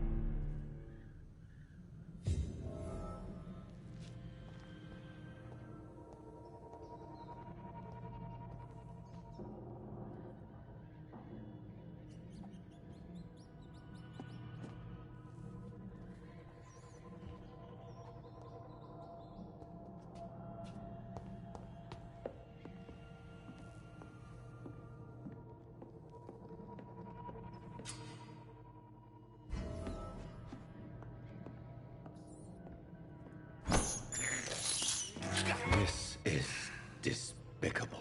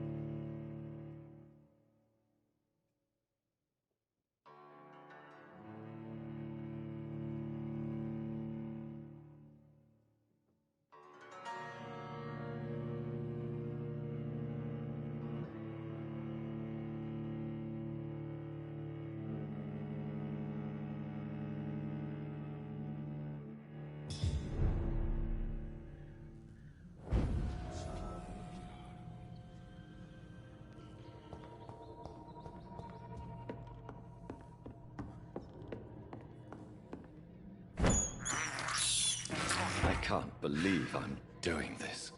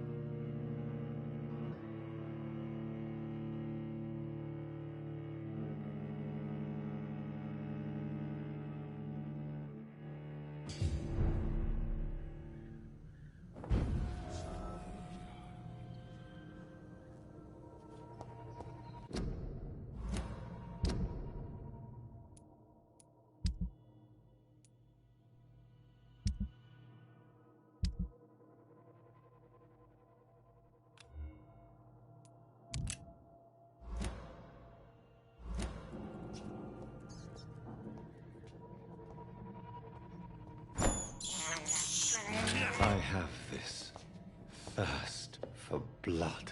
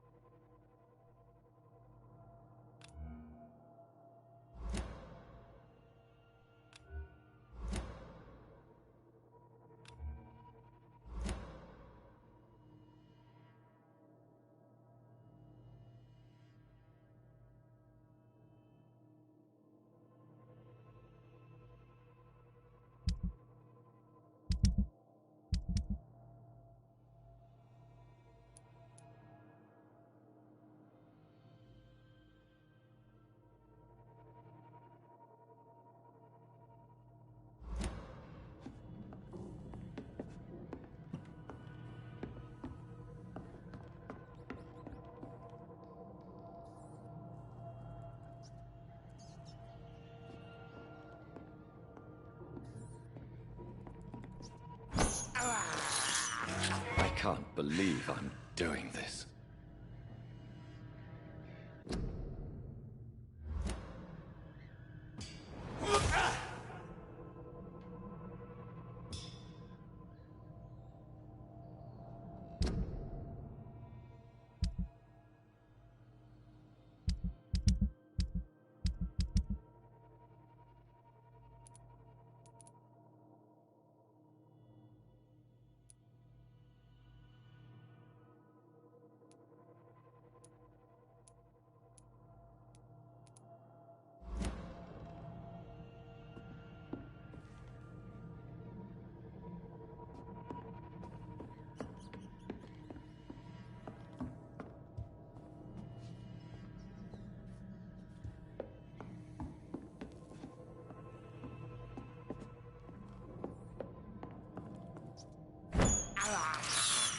This is despicable.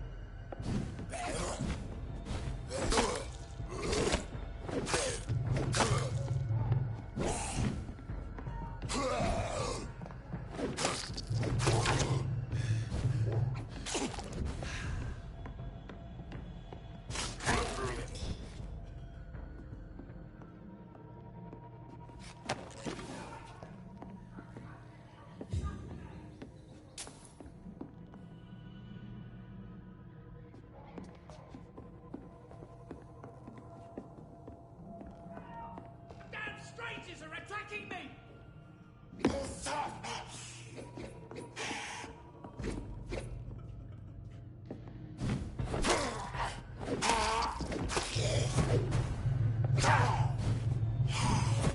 Get away from me! Touch me with your disgusting hands!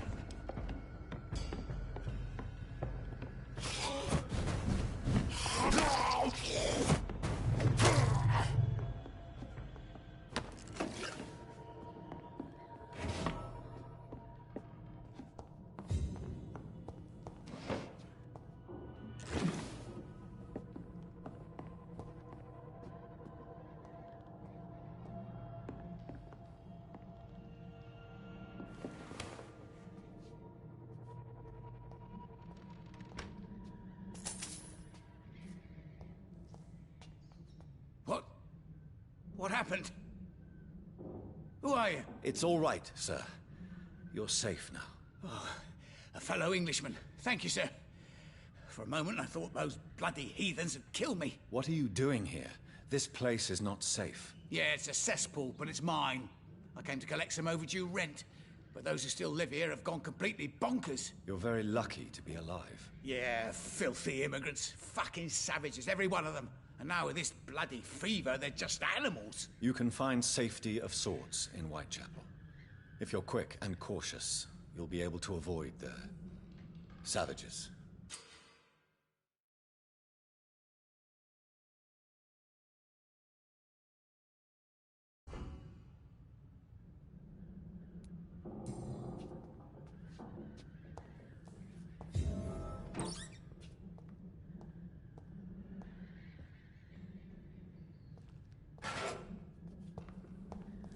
This is Braille. I need someone who can read this.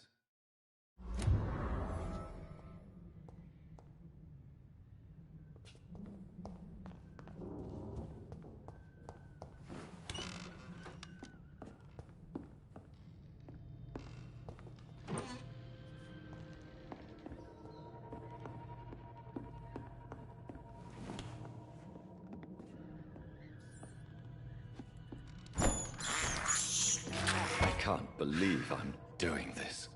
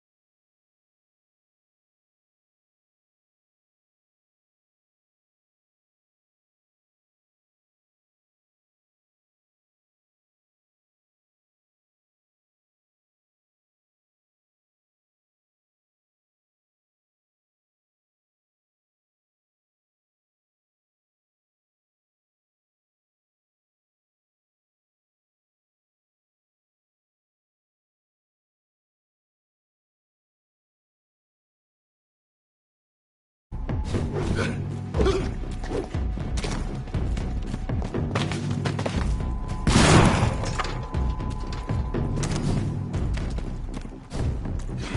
put an end to you!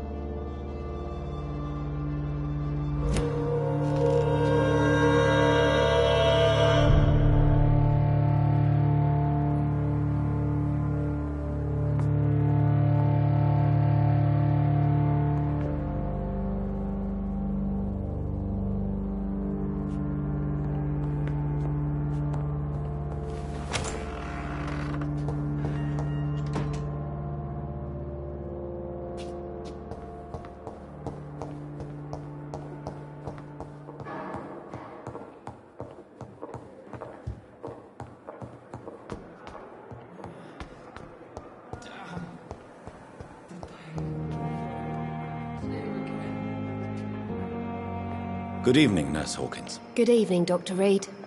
Goodbye, Nurse Hawkins.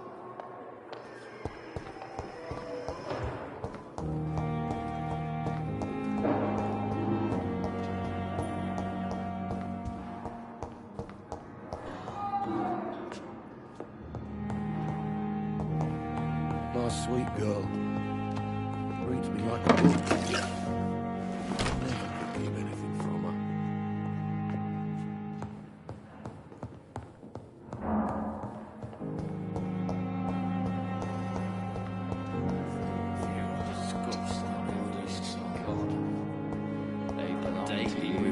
The life running in your veins.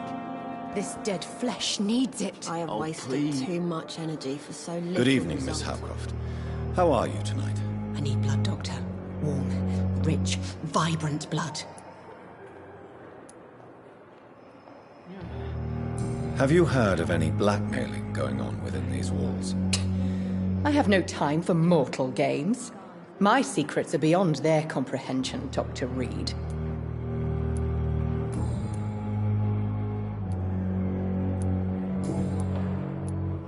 I'll leave you, Mistress of the Dark, to your nocturnal activities. I wonder why the Goswicks came here in the first place. Daily routine. With no respect.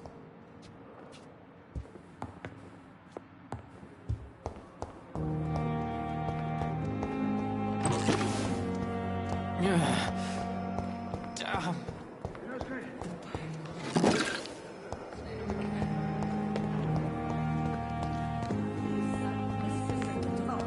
Stop following me.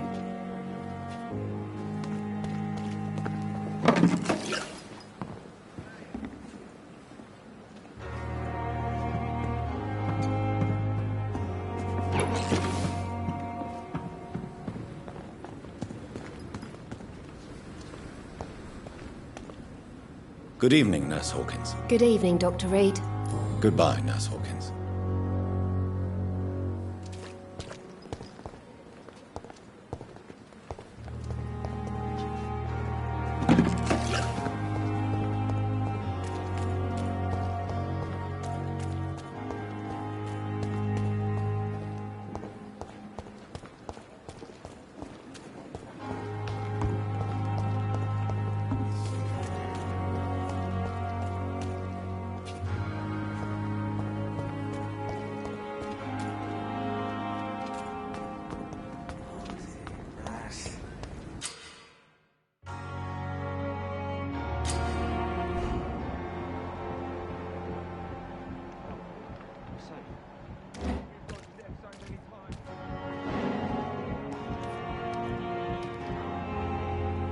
You're sure you don't come back with me?